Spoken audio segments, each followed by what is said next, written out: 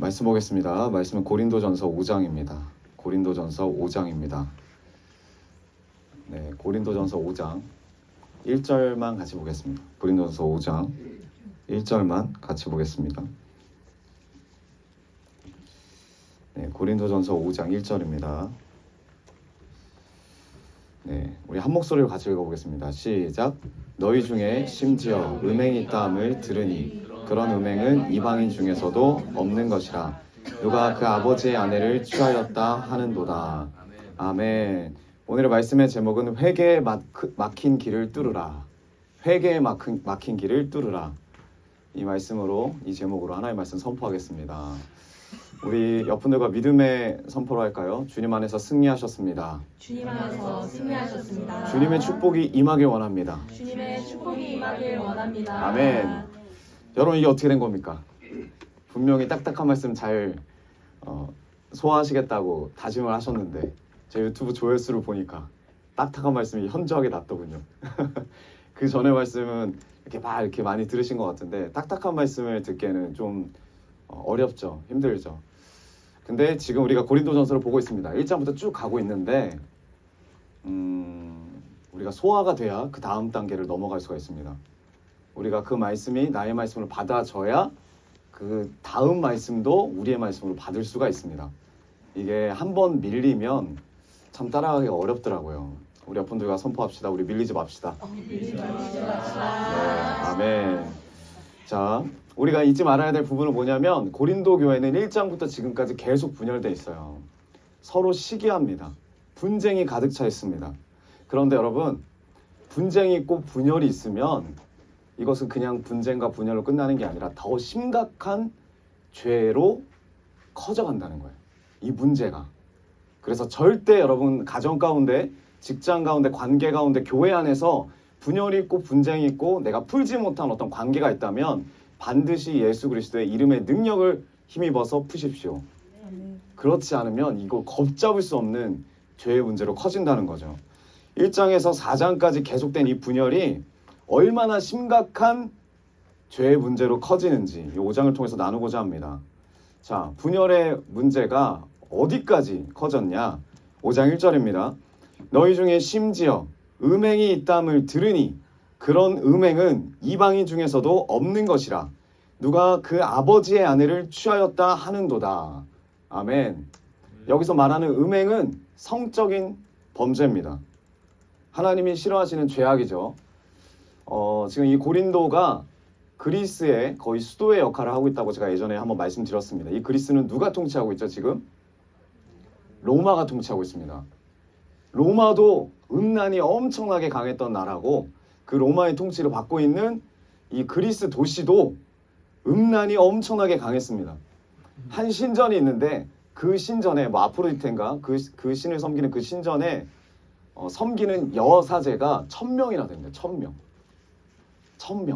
사제만 1000명. 근데 그 사제가 그대로 낮에는 신을 섬기고 밤에는 돈 벌러 내려옵니다. 몸 팔고 돈을 받는 거예요. 그런 도시가 고린도였어요. 그럼에도 불구하고 어찌 보면 이 고린도라는 지역 안에서의 음란은 일상적인 삶이죠. 많이 듣던 이야기죠. 그럼에도 불구하고 바울이 열을 내서 지금 고린도서 편지를 쓰는 이유가 뭐냐면 고린도 교회가 이방인 중에도 없는 음행을 저질렀다. 로마 사람들도 하지 않는 심각한 음행을 저질렀다는 거예요. 그게 뭡니까? 아버지의 아내를 취한 사건이죠. 아버지의 아내. 그리고 이 고린도 교회 안에서 이런 음행이 한 번만 일어난 게 아니라 반복적으로 계속 일어난 거예요. 한 명만 일어난 게 아니라 여러 명이 무더기로 계속 이런 죄를 짓고 있는 거죠. 이것을 지금 바울이 지적하는 겁니다. 근데 이런 죄가 분명히 드러났을 거란 말이에요. 교회 안에서. 교회는 생각보다 작습니다. 분명히 알을 거예요. 드러났을 거예요. 그런데 고린도 교회의 반응이 되게 중요해요. 특이합니다.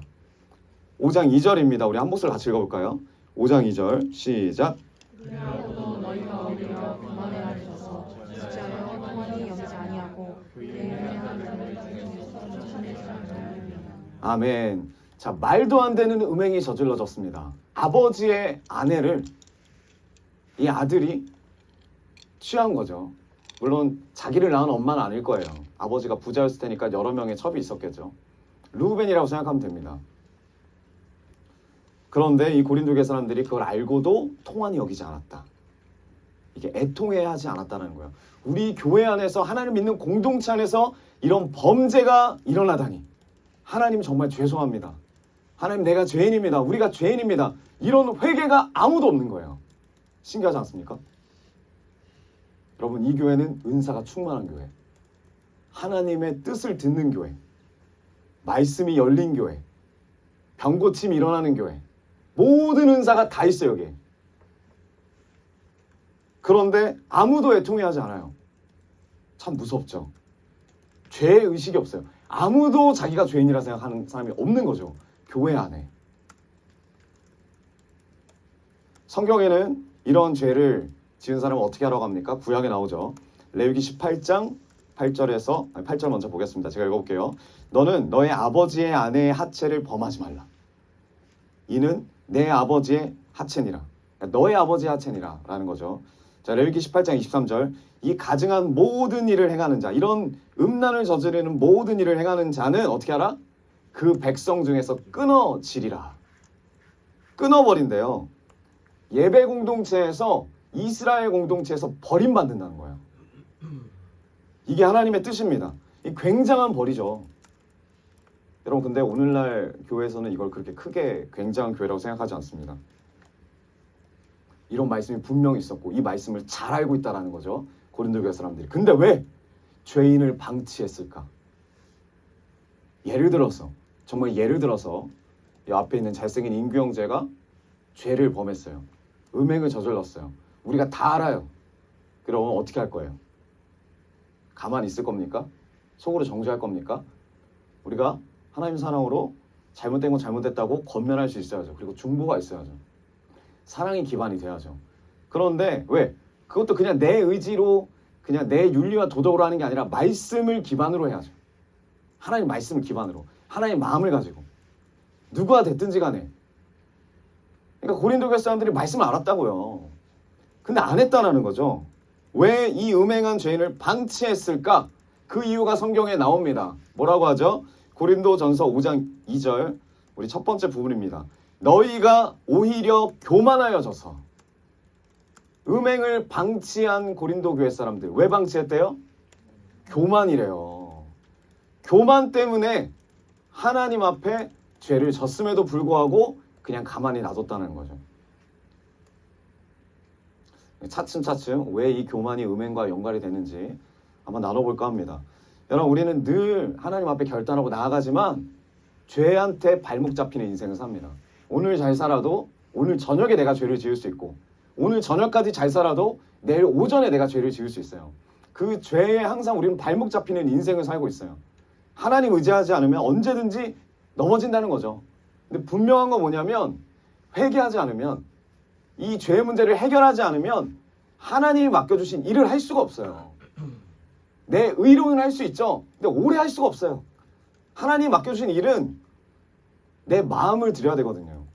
나의 모든 것을 드려야 되는데 내 안에 이 죄의 문제가 해결되지 않으면 죄에 발목 잡히면 언제든지 하고 싶지 않아요. 왜? 나에게 집중되는 삶이니까. 내가 피곤하면 하고 싶지 않습니다. 그래서 예수님이 이 죄를 해결할 수 있는 길을 열어주셨다 그랬죠. 그게 바로 회개예요.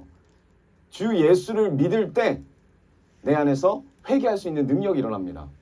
나 혼자 회개할 수가 없어요.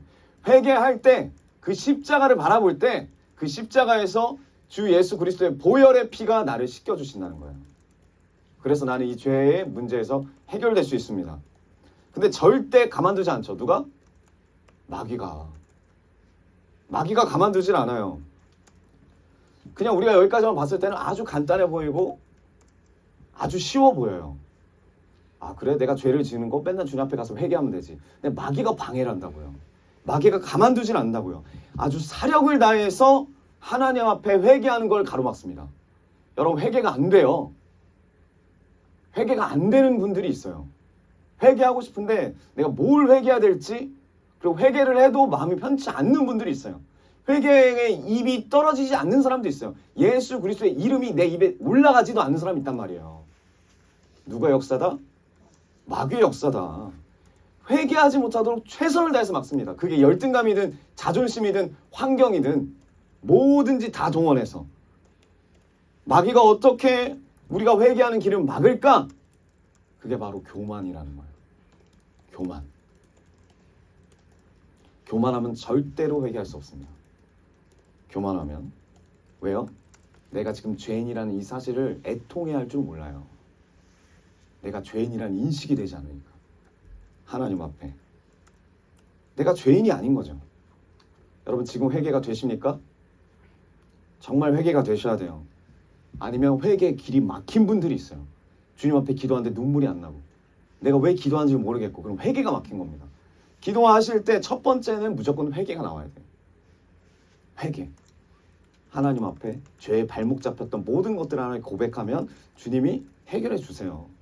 회개가 나와야 되는데 회개가 나오지 않는 것은 내 안에 교만이 가로막는 거예요. 마귀의 역사죠. 여러분 청년회 때 여기 청년분들이 많지만 생각보다 많이 교만합니다. 우리 앞분들 바라보면서 말합시다. 당신 교만하군요. 나도 교만합니다. 다시 말해볼까요? 나도 교만합니다. 여러분 우리 교만하죠. 근데 그래서 장년분들은 조금 나으세요. 왜냐면 하나님 앞에 많이 깨짐을 받으셨으니까. 근데 청년들은 교만해요. 제일 무서운 사람이 어떤 사람인지 아십니까? 책 한 권 읽은 사람. 이번 주에 책 한 권 읽은 사람 없죠? 교만하지 않겠어요? 책 한 권 읽었다고 내가 이걸 전문가가 됐다고 생각해요. 젊은 사람들은. 남의 말 듣지 않아요. 이런 젊은이들이 많다는 거죠. 여러분 다 이제 뭐 대부분이 대학교를 갔지만 대학교 가보면 교양이라는 과목이 있습니다. 그 교양이라는 과목에서 아예 작정하고 교수님들이 기다리고 있는 게 뭐냐면 책 읽히는 거예요. 책을 읽게 시켜요. 읽고 독후감 써오라고 그러고 읽고 뭐 요약해오라고 그러고 느낌 좀 써오라고 그러고 왜 그러냐면 그 책 안에 우리를 흔들 만한 요소들이 있기 때문이에요. 우리의 사고를 흔들 만한 요소들. 계속 마귀는 이 세상 문화와 어떤 지식과 여러 가지를 동원해서 뭐 노래나 뭐 영상이나 그 밖에 여러 가지 글들을 동원해서 뭘 흔드냐면 우리 안에 있는 교만을 흔들어요. 교만을 건드려요. 하나님이 되어봐. 하나님이 될 수 있어. 너 저 사람보다 더 뛰어나질 수 있어. 책 한 권 제대로 읽어봐. 읽으면 내가 진짜 신이 된 것 같아요. 제대로 읽으면. 그리고 그걸 누구한테 설명할 때 그 사람은 나의 피조물이 돼요. 난 창조주고. 교만을 자극한다는 거죠. 그리고 마귀는 계속 우리의 사고의 틀을 흔들어 버려요. 내 옳은 생각과 기준을 가지고 목적은 딱 이거예요. 회개하지 못하게 하는 거예요. 회개하지 못하게 하는 거. 네 생각이 옳아. 넌 틀리지 않았어. 넌 잘못되지 않았어. 저 사람이 잘못된 거야. 너는 피해자야. 여러분 동성애 보세요. 동성애. 똑같은 거예요. 교만이 들어가니까 뭘 바꾸냐면 기준을 바꿔버려요. 기준을. 절대 기준을 바꿔버리죠. 성의 기준을 바꿔버려요. 교만이 그런 거예요. 그리고 그걸 뭐라고 하죠? 성향이라 그러죠. 기준을 상대적으로 둬요. 하나님의 절대적인 말씀을 상대적으로 바꿔버려요. 그래서 절대 기준을 절대 이야기하지 않습니다. 요즘 시대에서. 누가 나쁘다라고 말하지도 않고 누가 착하다라고 말하지도 않아요. 동성애가 죄다라고 말하지 말라는 이유가 딱 그거예요. 선이 어디 있냐? 절대 악이 어디 있냐? 여러분 영화 보셔도 그렇고 드라마 보셔도 그래요. 우리가 봤을 때는 정말 악한 사람 같은데 그 내면에 뭐가 있어요? 또 착함을 보여줘요. 그리고 마블 같은 뭐 동화나 막 이런 거 영화들 보면은 악당을 가지고 아예 주인공을 만듭니다. 절대 악이 없다라는 거예요. 악당도 악당 짓거리를 하는 이유와 근거가 있더라. 그러니까 절대 기준 없어. 절대 말씀은 없어. 계속 죄의 기준을 깨버리는 거죠. 여러분 다 이게 침식돼 있어요. 우리 안에. 그래서 우리는 이렇게 말씀 따라간다고 하지만 내가 피해를 보거나 내가 어떤 문제가 닥치면은 나한테 만약에 나한테 뭐라고 이렇게 핀잔을 주면 이런 생각이 든다는 거예요. 왜 이게 죄야? 왜 내가 잘못된 거야? 난 잘못된 게 없는데. 의인이 튀어나와요. 의인이 튀어나와요. 절대적인 말씀의 기준을 깨버리는 것이 교만이라는 거예요. 내 안에 교만이 있다는 거죠. 그 교만을 건드린다고 사단은. 여러분 가스라이팅 들어보셨어요? 저 이거 이해하는 데만 3개월 걸렸거든요. 이해가 안 되는 거예요, 이 말이. 이게 뭔 말이지? 이해 안 되시는 분, 가스라이팅. 다 이해되십니까? 저만 이상하군요. 네. 가스라이팅 제가 찾아봤습니다. 한 사람이 다른 사람의 인식이나 기억을 의심하게 하여, 그러니까 기억을 조장하는 거죠. 인식을 조장하는 거고, 그들의 정신적 안정을 흔드는, 그래서 불안하게 만들고 두려움을 주게 만들고 그런 조작적인 행동을 가스라이팅이라 한대요. 가스라이팅. 그러니까 나를 의지하게 만들고 두려움을 주고 그렇게 만든다는 거죠. 제가 이거를 보고 관련된 뭐 이렇게 사건들도 돌아보니까 정말 이 가스라이팅 관련된 사건들이 많더라고요. 정신적으로 지배당하고 그렇게 막 4년, 막 10년 살면서 막 두려움 가운데 사는 그런 사람들 보니까 정말 그 고통이 대단하겠다. 참 어렵겠다. 이런 마음이 들었습니다. 그래서 어떤 사건들이 많이 일어나냐면 살인 사건이 많이 일어나요. 누가 죽일까요? 네. 가스라이팅을 당한 사람이 가스라이팅 한 사람들을 거의 대부분 죽입니다. 근데 여러분 여기 놀라운 일이 일어나요. 그게 무슨 일이냐면 어찌됐든 살인을 했잖아요. 근데 그 살인을 한 사람이 자기가 피해자라는, 자기가 죄를 지은 죄인이라는 인식이 전혀 없어요. 어떤 사건을 보니까 20년을 받았어요. 20년. 자기를 한 7년 동안 가스라이팅 한 사람을 칼로 찔러 죽였어요. 그래서 20년을 받았는데 그 사람은 계속 자기를 무죄를 주장해요. 난 잘못한 게 없다. 나는 가스라이팅을 당해서 내가 고통받은 게 많다. 죄의 의식이 없어요. 아니, 가스라이팅을 당한 건 참 안타까운 일이지만 그렇다고 그게 죄를 짓는 어떤 기준이 될 수는 없죠. 어떤 원인이 될 수는 없죠. 죽였잖아요, 사람을. 그러면 최소한의 예전 같으면 어떤 마음이 들었냐, 우리 마음에. 그래도 자기 죄에 대한, 자기가 죄를 지은 것에 대한 죄의식이 있었어요. 죄의식이 있었다고. 그런데 이 용어가 공식화되고 나서, 가스라이팅이라는 용어가 공식화되고 나서 어떤 마음이 드냐? 전부 다 피해자야. 이 세상에 가해자는 없어요. 다 피해자야. 차 2대가 박잖아요? 길 가다가 둘 다 내려서 피해자라 그래요. 가해자가 없어요. 이게 어떤 의미입니까? 죄인이 없어요. 자기가 분명히 죄를 저질렀음에도 불구하고 죄의식이 없어요. 이런 용어가 주장되고 강조되는 것부터가 그런 거죠. 여러분, 어찌됐든지 간에 죄를 저지를 수밖에 없는 인생이라면 우리가 중요한 거는 회개의 길이 뚫려 있어야 될 거 아니에요. 회개를 해야 될 거 아니에요. 그럼 뭐가 있어야 돼요? 죄인이 되어야 되잖아요. 죄의식을 갖고 있어야 되잖아요. 그런데 그냥 단순히 가스라이팅을 해서 그런 거다. 저 사람이 나를 이렇게 핍박을 줘서 내가 그렇게 한 거다. 나는 피해자다. 이렇게 주장해버리면 얼마나 무책임해요.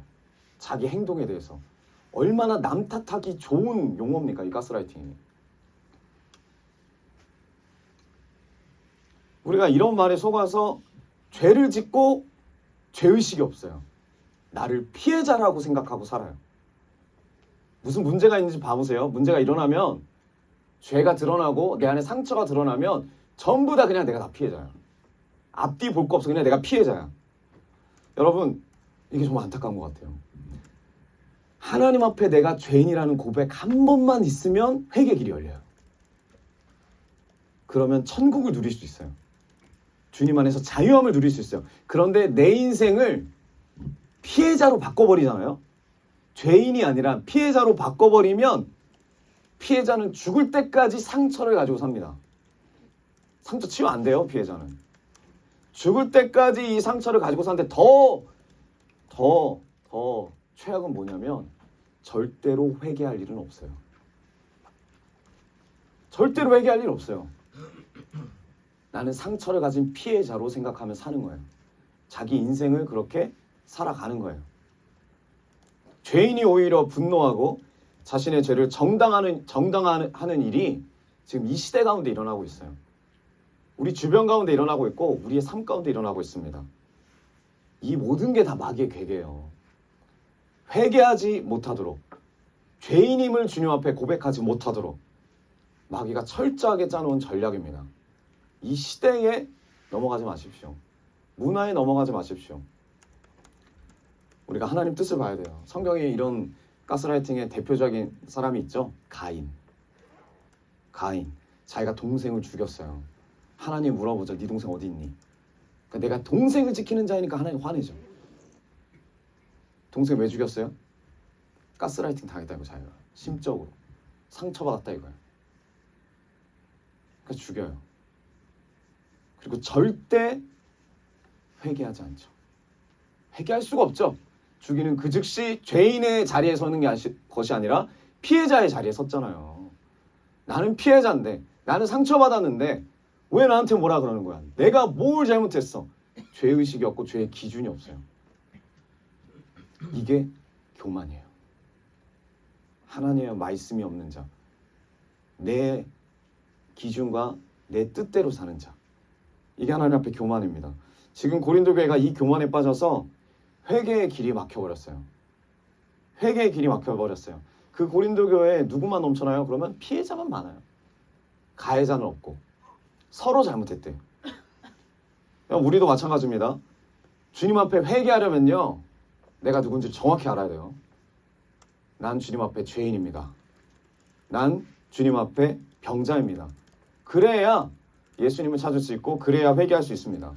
그럼 고린도 교회 안에 좀 더 깊이 들어가서 도대체 이 분열이 어떻게 교만까지 이루어지게 됐느냐, 그럼 이 교만이 뭐냐, 이걸 좀 더 깊이 있게 보기 원합니다. 여러분, 교만하다는 것은 내가 높아지는 거죠. 지금 이 고린도 교회 안에서 분열이 있고 분파가 나눠져 있습니다. 예를 들어서 제가 바울파에 속해요. 바울파에 속할 때 다른 파랑 경쟁을 한다는 거죠. 게바파, 그리스도파, 아볼로파, 이 파들과 경쟁하면서 우리가 진짜야, 우리가 세례받았어, 우리 말씀이 진짜야, 우리가 더 능력 있어, 능력으로 싸우고 은사로 싸우는 거예요. 그래서 스스로가 높다, 교만이 싹트기 시작합니다. 그런데 이게 어디까지 가느냐, 시작은 이거였어요. 시작은 분열이었고, 시작은 팔을 나눈 거였고, 그 안에 서로가 옳다. 처음은 좋은 경쟁 구도로 갔을 수도 있어요. 우리 지금 교단 나뉜 것처럼 교회가 강조점이 살짝 다른 거죠. 그런데 끝은 뭐냐면 너넨 가짜고 우리가 진짜, 이렇게까지 간 거죠. 그러니까 교만한 거죠. 근데 이 교만이 음행한 자를 내쫓지 않은 이유와 무슨 상관이 있느냐? 한번 생각해 보세요. 우리 파 안에 그런 음행한 자가 생겼어요. 그럼 내쫓을 수가 없죠. 근데 그 음행한 자가 그냥 사람도 아니고 첩을 여러 명이나 둔 부자예요. 그리고 그 아들이 죄를 저지른 거잖아요. 대체적으로 그 아들도 부자예요. 아들이 자기의 아버지의 어머니를 건드렸다. 이거는 그냥 그 어머니가 좋아서라기보다는 아버지에 대한 도전이죠. 아버지에 대한 도전이죠. 그러니까 이런 배응망덕한, 그런데 그 부자, 그 힘 있는 집안이 우리 파라면 내쫓을 수 없죠. 내쫓을 수가 없어요.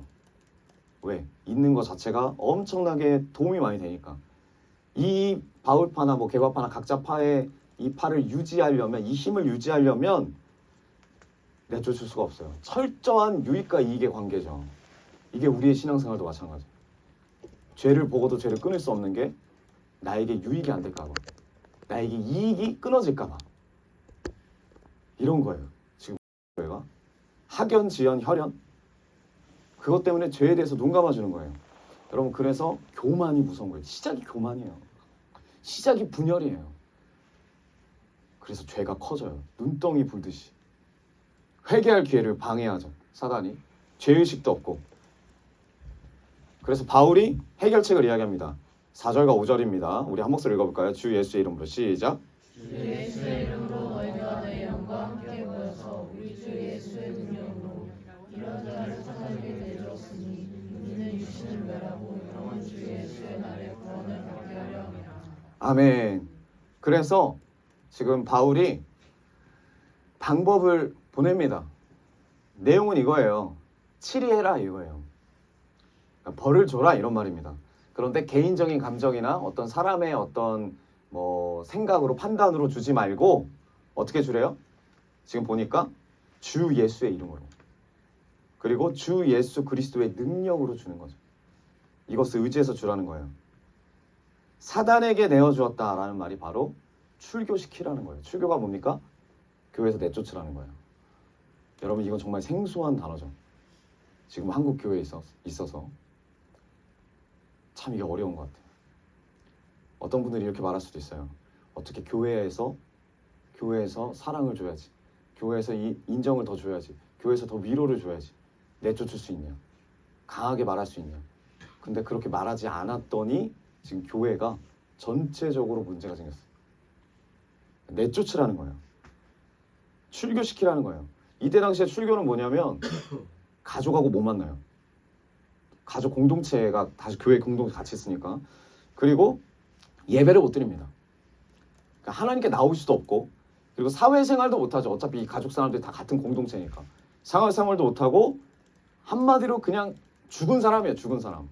다 끊어진 사람. 혼자 지내도 혼자. 공동체에서 내쫓긴 사람이 되는 거죠. 여러분 우리 교회 안에서 만약 그런 일이 일어난다. 어떻게 하실 거예요? 뻔하죠. 다른 교회 가겠죠. 그건 진짜 문제가 되는 거예요. 그래서 교회 안에서 치리를 못해요. 판결을, 이 심판으로 받아들여야 바뀔 수 있는 어떤 하나님의 기회가 되는데, 심판으로 받아들이지 못하고 도망가 버리니까. 근데 중요한 게 있어요. 그냥 이렇게 출교시키고 그냥 이렇게 강하게 말하는 게 아니다. 예수님 보십시오. 예수님이 공생의 기간 동안 보면은 예수님이 직접 죄인에게 욕한 적 있습니까? 가늠한 사람한테 욕한 적 있어요? 세리한테 욕한 적 있어요? 나라 팔아버린 뭐 매국노한테 욕한 적 있습니까? 죄인들한테 공격 한 번도 한 적 없어요. 예수님은. 왜죠? 그들 스스로가 자기가 죄인 줄 알아요. 죄인인 줄. 그래서 나와서 죄인이라고 고백하잖아요. 그런데 반대로 바리새인은 어떻습니까? 스스로 건강하다 그래요. 스스로 의인이라 그래요. 이런 자에게 예수님이 아주 심각하게 말씀하시죠. 회칠한 무덤이다. 그리고 독사의 자식들이다. 이렇게 강하게 이야기하시는 이유가 뭐냐면 그 사람들을 미워서 하는 게 아니에요. 미워서 이렇게 하는 예수님이 말씀하신 게 아니라고. 그 못마땅한 잘못된 길로 가고 있는 바리새인이라고 해도 주님이 이렇게 강하게 말함으로 통해서 그들 안에 닫혀 있는 이 단단한 껍질, 이 교만의 껍질이 깨지길 원하는 마음으로 그렇게 이야기하신 거예요. 그래서 그들을 부끄럽게 하고 그들을 어렵게 하지만 이걸 통해서 말씀대로 보자면 뭐예요? 육신을 멸하게 하고, 육신을 멸하게 하는데 그 목적이 있다는 거예요. 망신 주려고 하는 게 아니에요. 여러분들에게 절대 사역자분들이 권면을 할 때는 망신 주려고 하는 게 아닙니다. 못마땅히 사는 게 아니라는 거예요. 뭐냐면 죄인임을 인식하게 하기 위해서요. 그리고 회개할 기회를 하나님이 주시는 거예요. 이걸 잡아야지. 나한테 상처를 줬다고 다른 교회를 가버리겠다? 그럼 바뀌진 않아요. 인생이. 회개할 기회를 준다는 건 여러분 하나님이 사랑하시기 때문에 그렇게 주시는 거죠. 사랑하시기 때문에. 여러분 우리 인생이 이런 이야기 들으면 고난을 받는 것 같아요. 어려움을 받는 것 같습니다. 근데 주님이 원하시는 게 뭐예요? 이 고난을 통해서 육신이 멸하기를 원해요. 육신이 무너지길 원해요. 그리고 영이 살리기 원해요. 영을 살리기 위한. 영은 주 예수의 날에 구원받게 하려 함이라. 출교시키지만 진짜 목적은 회개하고 돌아오길 원하는 거예요. 그런 마음으로 출교시키면 언제든지 받아줄 수 있어, 마음은. 그런데 강하게 말할 땐 강하게 말해야 된다. 그래서 이 하나님의 사랑을 여러분 절대 원망과 복수의 관점으로 보면 안 됩니다. 나에게 어떻게 이런 고난을 줄 수 있어? 나에게 어떻게 이런 모욕감을 줄 수 있어? 이런 창피를 줄 수 있어? 그러면 안 돼요. 어디에 집중해야 되냐면 그 사랑에 집중하고 하나님의 사랑의 목적은, 끝은 바로 회개다. 돌아오라는 거죠. 내 앞에 회개하고 돌아와라. 이게 주님의 마음이에요. 이게 바울의 마음이에요. 그래서 출교시키라는 거예요. 그 음행한 자 출교시켜라. 그러나 돌아오기를 원한다. 이게 진짜 마음이에요. 부모님이 그렇게 가르쳐야 되고, 앞으로 여러분 청년들이 다 그럴 텐데 여러분 금쪽 같은 내 새끼라는 사람 없어요. 그런 존재는 없습니다. 강하게 말할 땐 강하게 말하십시오. 저도 그게 약하거든요. 그래야 되더라고. 그게 사랑이더라고요. 그래서 내가 죄인이라는 것을 인식한 사람, 여러분 죄인 맞습니까? 우리 옆분도 다시 눈을 쳐다보면서 당신은 죄인입니까? 당신은 죄인입니까? 그게 인식한 사람은 두 가지가 확실합니다. 이거 아니면 죄인 아니에요. 한번 자가 테스트를 한번 해보십시오. 첫 번째, 내가 죄인이라고 확신하는 사람, 그리고 하나님을 찾는 사람은 첫 번째는 사람을 너무 존경하지 않습니다. 그리고 사람을 너무 의지하지 않아요. 왜 존경할 수 없죠? 왜 의지할 수 없죠? 물론 사역자나 어떤 선생님들 존중을 할 수 있어요. 저도 존중하시는 분이 많고 닮고 싶은 분들 많습니다. 하지만 전제를 뭐로 깔아야 되냐면 모든 사람은 하나님 앞에 죄인이다. 그리고 죄를 지을 수밖에 없다. 나 포함해서. 이게 깔려 있어야 돼요. 사람을 의지하고 사람을 우상화하고 사람을 너무 존경하는 자는 자기 자신도 그렇게 될 수 있다. 존경받기를 원하고 남이 나를 의지하기를 원하고 이게 명예욕이죠. 이런 마음이 있을 수 있다 이거예요. 그리고 두 번째는 뭐냐면 죄인이라는 것을 인식한 사람의 특징 두 번째는 뭐냐면 사람 때문에 분노하지 않습니다. 이게 참 어렵죠. 사람 때문에 분노하죠. 왜? 사람은 이미 전제가 깔려있으니까 다 죄인이다. 그럴 수밖에 없다. 나도 마찬가지다. 그러면 초월해요. 그래서 예수님이 필요하다. 교회도 마찬가지죠. 교회도 죄인들이 모이는 곳이에요. 교회도 누구든지 넘어질 수 있어요. 하지만 나도 마찬가지로 죄인이니까 서로를 향해서 긍휼의 마음이 나가는 거죠. 그래서 이런 말이 있어요. 사람은 믿는 존재가 아니다. 옆분을 바라보면서 인사할까요? 사람은 믿는 존재가 아니랍니다. 사람은 믿는 존재가 아니라 사람은요, 주님의 사랑으로 품어주고 그리고 사랑할 존재래요. 사람을 믿으면 배신밖에 없고 분노밖에 없습니다. 주님의 사랑으로 품고 주님의 사랑으로 사랑할 존재. 그럼에도 불구하고 왜 출교시키냐? 그러면 사랑하고 품어줘야 되는 거 아니냐? 그럼에도 불구하고 왜 출교시켜야 되느냐? 왜 벌이 있어야 되느냐? 이 죄가 전염되기 때문입니다. 전염이 돼요. 이 죄가. 처음에는 한 명이 음행을 저질렀다 이거예요. 아버지의 아내를 건드렸다 이거예요. 근데 저쪽 파에서 그렇게 했는데 괜찮다 이거예요. 이쪽 파에서도 그렇게 하는 거예요. 당연히 그쪽에서도 못 내쫓죠. 그러니까 서로 그냥 그게 문화가 된 거예요. 암암리에. 5장 6절 보겠습니다. 너희가 자랑할 것이 옳지 아니하도다. 적은 누룩이 온 덩어리에 퍼지는 것을 알지 못하느냐.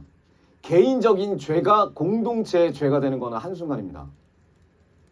마음에 올라온다니까요. 여러분 마음에. 수요예배 한번 빠졌는데 지금 보이지 않는 사람이 있어요. 그럼 다음에 어떤 마음이 듭니까? 나도 한번 빠져도 되겠구나. 이게 전염이 돼요. 수련회 한번 빠졌는데 다음에 보니까 나도 한번 빠져도 되겠구나. 우리가 어디 봉사를 가는데 누가 빠졌어요. 그럼 나도 한번 빠져도 되겠구나. 이게 올라온다니까. 나도. 죄가 전염이 됩니다. 그런데 절대 이건 안 돼요. 저 사람이 엄청 열심히 기도하는 거야. 저 사람이 열심히 기도하네? 나도 열심히 기도해야지. 이건 안 되더라고. 근데 반대로 죄는 전염이 정말 빨라요. 하나님 앞에 나오는 거는 전염이 느린데 죄는 전염이 정말 빠른 거죠. 전염시키는 방법이 뭐냐? 하나님의 말씀의 기준을 파괴해버리는 거예요. 이게 하나님의 말씀의 기준을 파괴해버리는 거예요. 상대적으로 돼버리는 거예요. 교회 안에서도. 사사기처럼 되는 거죠. 자기 소견에 옳은 대로 결정하며 사는 삶. 내 기준이야, 내 기준. 예수를 믿는다고 하면서도. 그러니까 또 이런 말이 있어요. 5장 6절 전반부를 보면은 너희가 자랑하는 것이 옳지 아니하도다. 바울이 말하는 거야. 고린도 사람들한테. 자랑하고 있다는 거야. 자랑. 이 고린도 사람들이 뭘 자랑하고 있느냐? 관대하게 여긴다는 거죠. 그러니까 그 사람을 쫓아내지 아니하고 교회 안에서 음행을 저지르는 사람을 쫓아내지 아니하고 그냥 관대하게 여기는 거예요. 뭐 그럴 수 있지. 그래. 그럴 수 있어.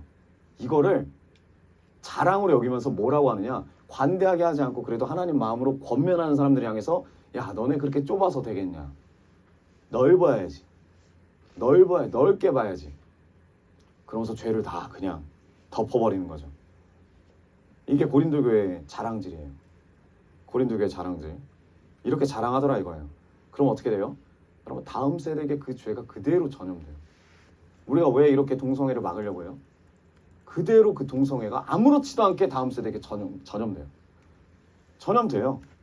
저렇게 해도 되는구나. 절대 기준을 붙드는 게 되게 중요해요. 하나님의 말씀을 붙드는 게 중요합니다. 내 기준과 내 상황과 내 컨디션에 따라 움직이는 게 아니라 하나님의 흔들리지 않는 그 말씀을 붙드는 게 정말 중요해요. 여러분 바울 보십시오.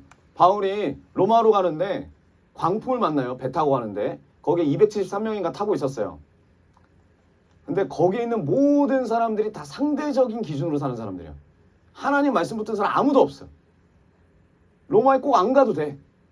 근데 바울은 꼭 가야 돼. 왜? 하나님 말씀에 가라고 했으니까. 가야 된다고 했으니까. 가서 가이사 앞에서 내 복음을 전해야 된다. 이 말씀을 바울이 붙들었거든요. 그래서 쇠사슬로 끌고 갔음에도 불구하고 그 삶을 견디는 거예요. 그 말씀 붙잡고. 근데 풍랑을 만났어요. 사람들이 다 배를 다 버리고 배 안에서 다 죽을 것 같다고 막 자살하려는 사람도 있고. 그러니까 바울이 뭐라 선포하냐면 그 말씀 붙들고 말씀 선포해요. 그 사람들 앞에서. 270 몇 명 중에서 말씀 붙드는 그 한 사람. 그 한 사람 때문에 전체가 살아요. 전체가. 하나님이 나를 로마로 보내주신다 그랬다. 하나님이 생명을 구원해 주신다 그랬다. 하나님을 믿어라. 그래서 살아요. 말씀을 붙드는 게 정말 중요합니다. 말씀이 없다? 그럼 우리 삶 가운데 유라굴라 광풍이 오잖아요. 배가 좌우로 흔들리고 내 인생이 흔들리고 물질이 흔들리고 관계가 흔들리잖아요. 그러면 그냥 자살합니다. 목적 없어요. 사명 없어요. 말씀이 없으니까. 그러니까 지금 이 말씀도 없이 말씀도 안 붙잡고 자기 기준대로 선과 악을 따지는 이 고린도 교회 사람들. 바울이 봤을 땐 정말 한심하죠. 한심합니다. 자랑질까지 하고 있으니까 얼마나 한심해요. 그래서 바울이 말하는 거예요. 고린도 5장 6절에 너희가 자랑하는 것이 옳지 아니하도다. 어디서 자랑질이야? 어디서 자랑질이야? 여러분 이런 말이 있더라고요. 교만은 땡땡과 같다. 들어보셨습니까? 교만은 속옷과 같다. 왜냐하면 태어나서 제일 먼저 입는 것이 교만이래요. 우리가. 그리고 제일 마지막에 벗는 것도 교만이래요. 우리는 다 교만해요. 그래서 우리는 늘 우리의 자랑질밖에 없어요. 그 자랑 갖고 인정받는 삶밖에 없다 이거예요. 말씀이 없으면 하나님 앞에 교만할 수밖에 없어요. 우상 숭배할 수밖에 없어요. 그래서 마태복음 5장 8절을 보면은 마음이 청결한 자는 복이 있나니 그들이 하나님을 볼 것이며 깨끗해야 볼 수 있대요. 청결해야 볼 수 있대요. 근데 그냥 눈으로 본다는 개념 같은 마음이 아니에요. 제가 봤을 때는 본다고 하지만 만나는 거죠. 하나님을 만나는 거예요. 쳐다만 보는 삶이 아니라 하나님을 만난대요. 만나보니 내 눈앞에 계시고 나와 동행하시고. 우리도 마찬가지죠. 교만을 인정할 때 회개가 돼요. 회개가 됩니다. 회개의 길을 뚫어야 돼요. 지금 회개가 막혀있단 말이에요. 사단으로. 회개의 길을 뚫어야 돼요. 회개를 하지 못하게 하는 모든 방해 요소들을 깨부숴야 돼요. 그리고 주님을 만나야 돼요. 주님을 만나야 됩니다. 회개하면 만날 수 있어요. 회개를 못하게 막는다는 거죠. 회개하면 들려와요. 회개하면 볼 수 있어요. 회개하면 할수록 주님을 믿지 않았던 삶, 주님의 말씀을 붙잡지 않았던 그 삶을 회개하면 회개할수록 뭐가 보이고 뭐가 들리냐? 처음에 주님이 보여야 되는데 주님이 보이지 않고 내 죄가 보여요. 더 선명하게 보여요. 내 죄가. 그럼 그 죄를 가지고 더 주님 앞에 고백하고 기도하는 거예요. 그 가운데 주님을 만나는 거죠.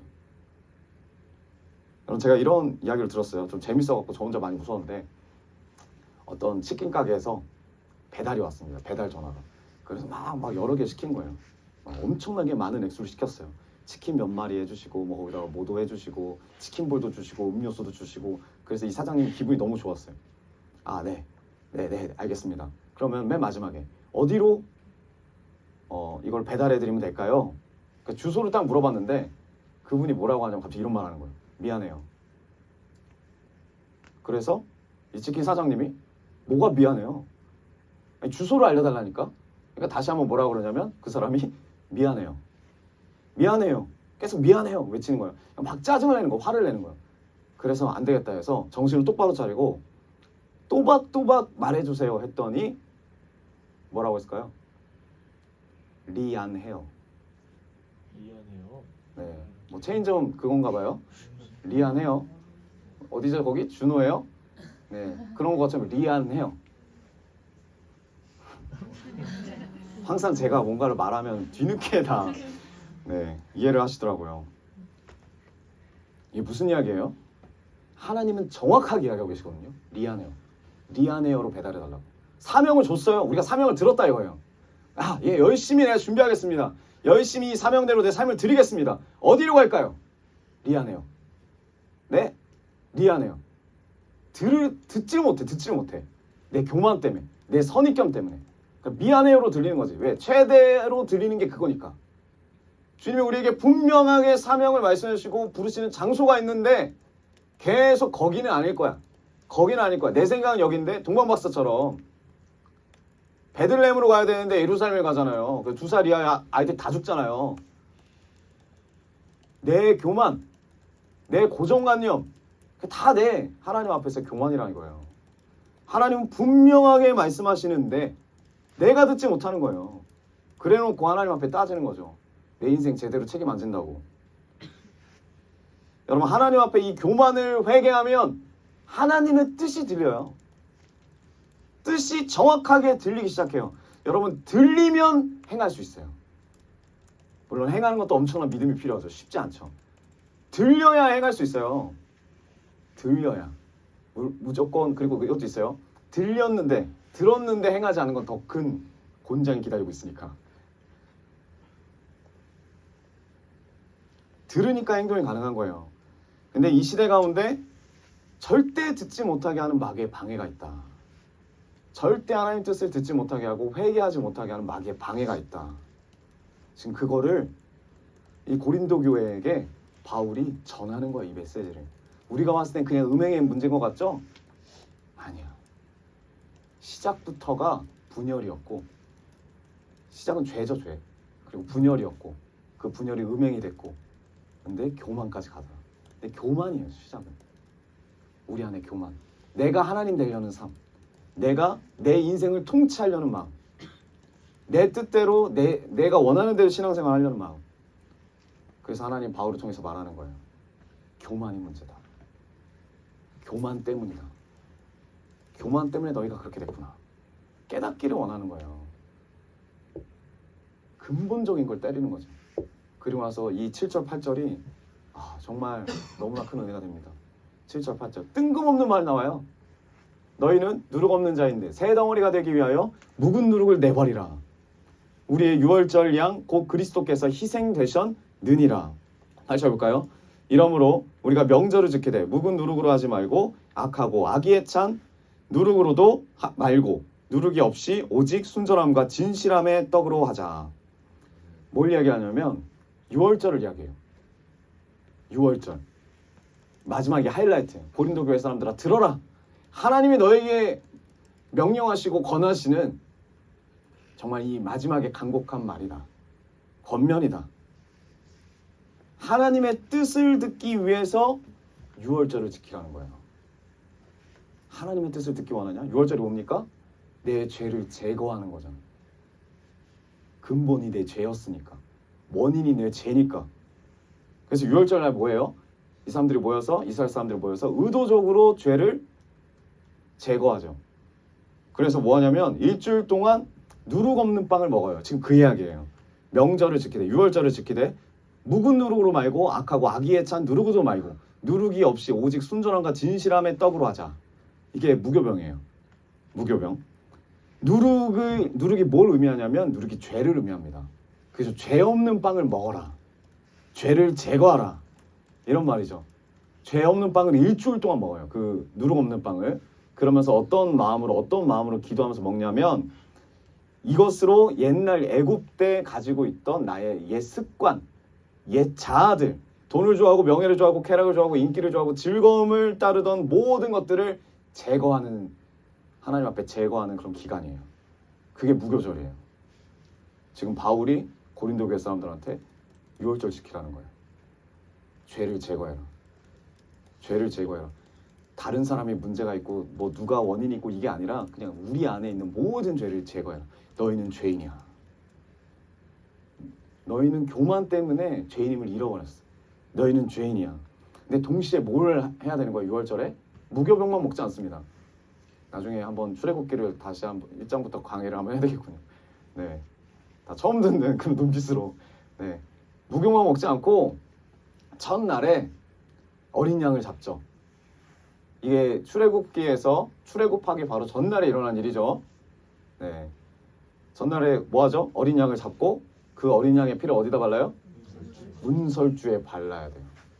여러분, 구원은요 개인 구원이 아니에요. 왜 문설주에 발라요? 가정의 구원. 그래도 무슨 구원? 여러분, 예수 그리스도의 보혈의 능력이 여러분에 있으면 여러분들만 쓰라고 준 거 아니에요. 주님이. 여러분 가정의 문설주에 바르세요. 그 여러분 직장의 문설주에 바르세요. 관계의 문설주에 바르세요.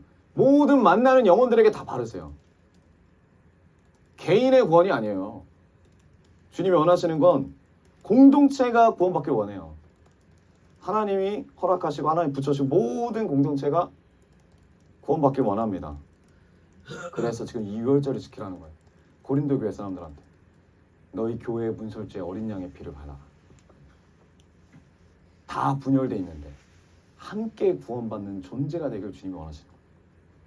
나밖에 없는 교회 안에서 예수 그리스도 안에서 하나 되는 공동체가 되길 원하시는 거예요. 말씀의 결론을 맺겠습니다.